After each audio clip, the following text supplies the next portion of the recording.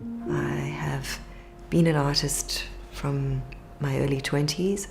I graduated from Kalis Art School in 1994. Abstraction is about searching for common threads that bind us as people. I always start with a tabula rasa, which is a blank surface, and the tabula rasa for me is the gypsum, which is white in nature. Gypsum is a crystal, and under the microscope it has a crystalline structure which refracts light beautifully. In basic fundamentals, the vertical is a signifier for the spiritual world, and the horizontal is the physical world. So we start with the physical and then aspire towards the spiritual. I empty my mind and I try to think of absolutely nothing, and then one feels a flow moving through one, and I try to somehow capture that. It's a form of meditation.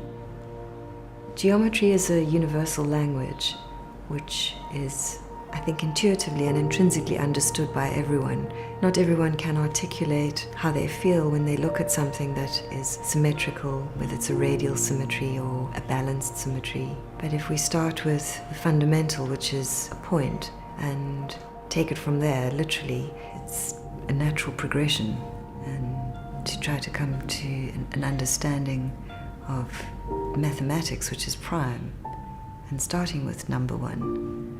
And so we go. And out of that, geometry is born figurative work. So I think that geometry is certainly the cradle of all manifestation for image making. If you overlap two circles, you will find a triangle emerging. Continue and you will find a square emerging. And the sphere or the circle originates with a dot or a moment of singularity, and one thing leads to another. I like to allow for mistakes and the reworking of a painting until it feels right, which is a way surrendering to the unknown, and that is what motivates me. It's not what I do know, but what I don't know. Painting is very much intuitive. It has to feel right from inside, and if it doesn't, it's deeply unsatisfying. And I do work over paintings. I do destroy and create and destroy and create, which is again part of this endless cycle until one feels intuitively that it's right. I try to make things that are beautiful and truthful, and if they're not truthful and they're not beautiful, then they get reworked. There must be some mystery. Even though everything seems to be accounted for under the sun, there is always more, and it's about discovery and exploration. I go walking in forests and on mountains looking for color-bearing minerals, which I bring back to the studio and grind them up and go through the process of making my own oil paint. And being able to understand the root of color is fundamental, I think, to understanding color. The oil paint I use also refracts light in a way that when it strikes the retina, it vibrates in the most extraordinary way.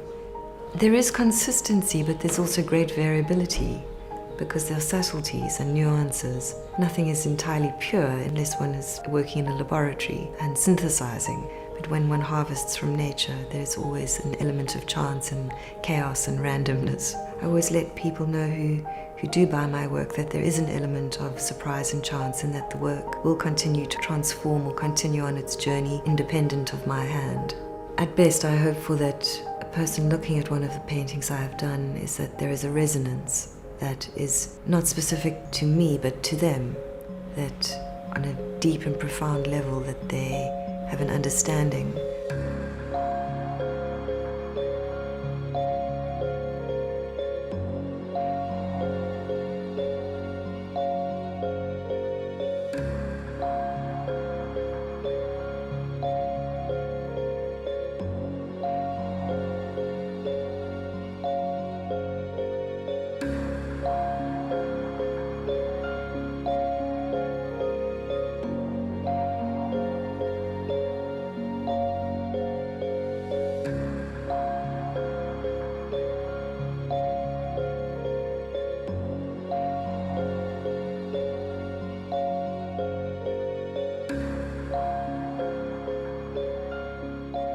think what's the great binder is that working with geometrical shapes, one realizes that everything is interconnected and there is a starting point and there is no end.